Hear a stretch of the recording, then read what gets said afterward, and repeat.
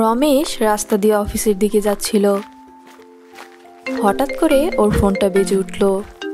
Ramesh phone উঠালে তার প্রতিবেশী থেকে জানতে পারে যে তার স্ত্রী সরলার শরীর ভীষণই খারাপ। ও মাথা ঘুরিয়ে মাটিতে পড়ে গেছে। ফোন রাখার পর রমেশ বলল, সকাল সকাল কী যে সমস্যা হলো? আজ সকালে দরকারি মিটিং, আর এখনই শরীর খারাপ হলো এই মহিলার। শান্তি দেবে না আমাকে একটুও। রমেশ বাড়ির দিকে এগোয়। রমেশের স্ত্রী সরলা ভীষণই সাধারণ আর গরিব ঘরের মেয়ে ছিল। এই জন্য রমেশ ওকে একদমই পছন্দ করত না। কিন্তু সরলা রমেশকে খুব ভালোবাসত। বাড়ির সব কাজ আর রমেশের দেখাশোনাটাও নিজেই করত। কিন্তু আজ কাজ করতে করতে কি জানি কি হয়ে গেল, সরলা মাথা ঘুরিয়ে পড়ে গেল। একটা প্রতিবেশী দেখতে পেল আর সঙ্গে সঙ্গে রমেশকে ফোন করলো। রমেশ বাড়ি ফিরেই সরলাকে নিয়ে হসপিটালে গেল। অভিনন্দন, আপনি মা হবেন। মা? উপরওয়ালাকে অনেক অনেক ধন্যবাদ। বন্ধুরা, তোমাদের নামটি কমেন্ট বক্সে লিখে জানাও। ওগো, শুনেছ ডাক্তার কি বললেন? হ্যাঁ শুনেছি। এ আবার কি সমস্যা এসে গেল আমার উপর? আমি তো পিছু ছাড়তে চাইছি এর থেকে, আর আমার সাথে বারবার উল্টোটাই কেন হচ্ছে? আপনারা থাকুন, আমি নার্সকে পাঠাচ্ছি আর ওষুধটাও তাকে দিয়ে পাঠিয়ে দিচ্ছি। এরপর ডাক্তারবাবু চলে যান। কিছুক্ষণ পর হাতে ওষুধ নিয়ে নার্স এলো আর ওকে দেখেই রমেশ অবাক হয়ে গেল। আরে খুশি, তুমি? রমেশ, তুমি? তোমরা দুজনে একে অপরকে চেনো নাকি? তাতে তোমার কি? তুমি চুপচাপ শুয়ে থাকো। ও কে রমেশ? আরে কিচ্ছু না, বাইরে চলো, সব বলছি। ওরা দুজন বাইরে বেরিয়ে গল্প করতে লাগলো।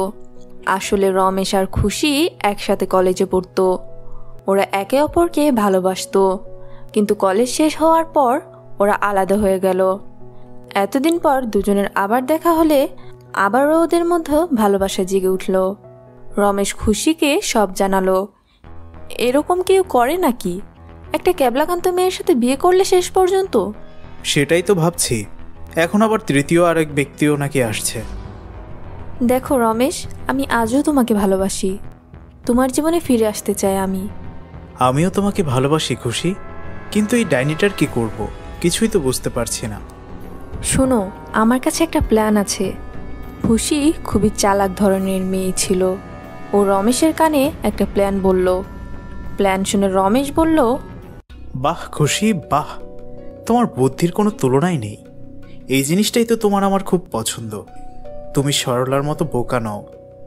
হাসপাতাল থেকে ডিসচার্জ হয়ে রমেশ আর সরলা বাড়ির দিকে এগোলো। ওরা রাস্তায় কথা বলছিল। কি হয়েছে গো, বাসে যাব না আমরা? না, আজ হেঁটে হেঁটে বাড়ি যাব।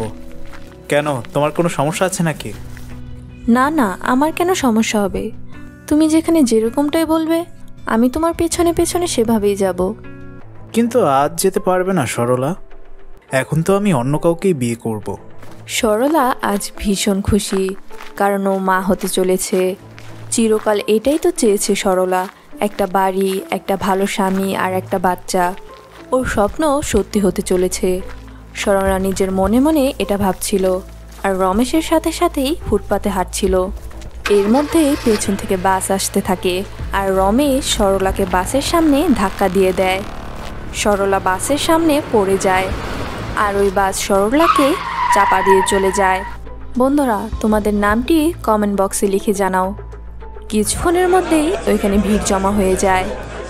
ওরে বাবা, এ তো সাংঘাতিক অ্যাক্সিডেন্ট রে, বাঁচার তো কোনো চান্সই নেই দেখছি। রমেশ দূর থেকে সব দেখছিল, আর ওখানে সরলা কষ্ট পাচ্ছিল। সবাই মিলে ওকে হসপিটালে নিয়ে যায়। এটা ওই হাসপাতাল যেখানে খুশি চাকরি করে। তখন সরলাকে হাসপাতালে ভর্তি করে নেওয়া হলো, কিন্তু রাত্রে খুশি সরলাকে ওটি হাসপাতালের পেছনে রাস্তায় ফেলে দিয়ে এলো। সরলা এখনও অজ্ঞান। এরই মধ্যে ওই রাস্তায় এক বৃদ্ধ মহিলা যাচ্ছিল। ও সরলাকে রাস্তায় পড়ে থাকতে দেখতে পায়। এরপর ওর কাছে গেল। হে উপরওয়ালা, এটা কি? এইভাবে রাস্তায় কেন পড়ে আছে? মা, তোমার নাম কি? এ মনে হয় কোনো ভয়ানক দুর্ঘটনার শিকার হয়েছে, আর গরিব বলে হয়তো হাসপাতাল থেকে বের করে দিয়েছে। চিন্তা করিস না, আমি তোর চিকিৎসা করাবো। এরপর মহিলাটি সরলাকে শহরের অন্য আরেকটি হাসপাতালে নিয়ে যায়। বেশ কিছুদিন চিকিৎসার পর সরলা সুস্থ হয়ে গেল। বন্ধুরা, তোমাদের নামটি কমেন্ট বক্সে লিখে জানাও। তারপর সরলা বুড়িকে নিজের সব গল্প বলল। সব কিছু শোনার পর বুড়ি সরলাকে নিজের বাড়ি নিয়ে গেল।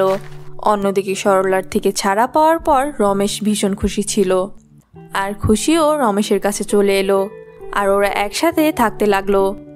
কিন্তু কিছুদিন পর খুশির খরচ রমেশের কাছে সমস্যা হয়ে দাঁড়ালো। খুশি নিজের চাকরি ছেড়ে দিল, আর রমেশের টাকায় ফুর্তি করতে লাগলো।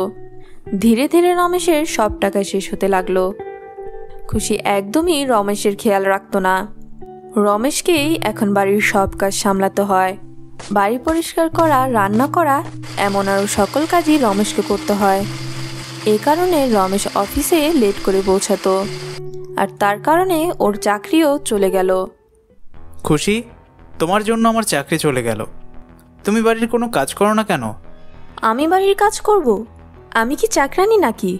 বাড়ির কাজের জন্য চাকরানি রেখে নাও, আর শিগগিরই টাকা দাও, আমি পার্লার যাব। আমার কাছে কোনো টাকা নেই, তোমাকে আর টাকা দিতে পারবো না। তোমার খরচ অনেক বেশি বেড়ে গেছে। তা আমার সাথে থাকার আগে তোমার ভাবা উচিত ছিল।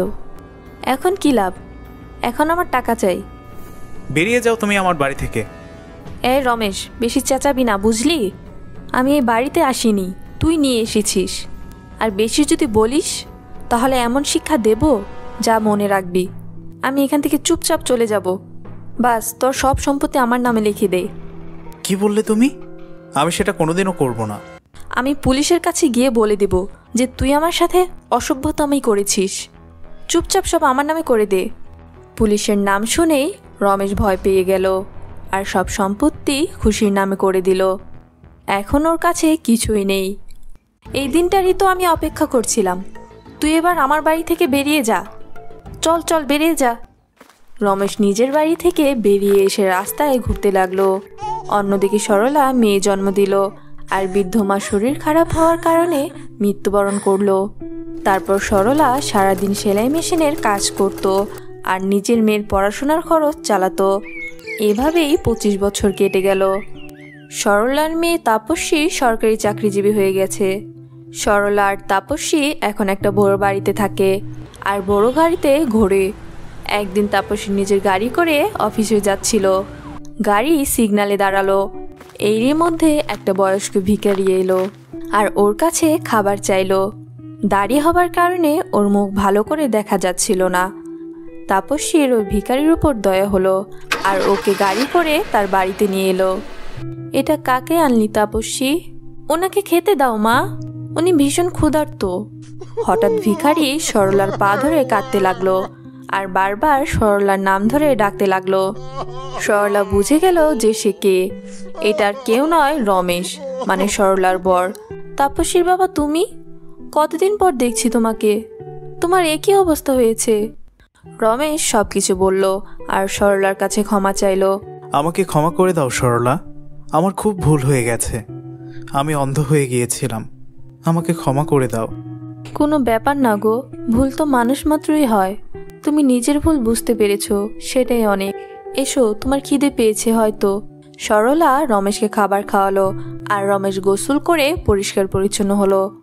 ও নিজের মেয়ে তাপস্বীকে ধরে খুব কাঁদতে লাগলো। তাপস্বী নিজের বাবাকে দেখে খুব খুশি হলো, আর তারপর খুশির উপর ব্ল্যাকমেলিংয়ের কেস করে দিল। খুশির জেল হয়ে গেল। রমেশ আর সরলা আবার একসাথে হয়ে গেল। ওরা সব কিছুই ফিরে পেল, আর শান্তিতে জীবনযাপন করতে লাগলো। বন্ধুরা, আমাদের চ্যানেলটি সাবস্ক্রাইব করতে ভুলো না।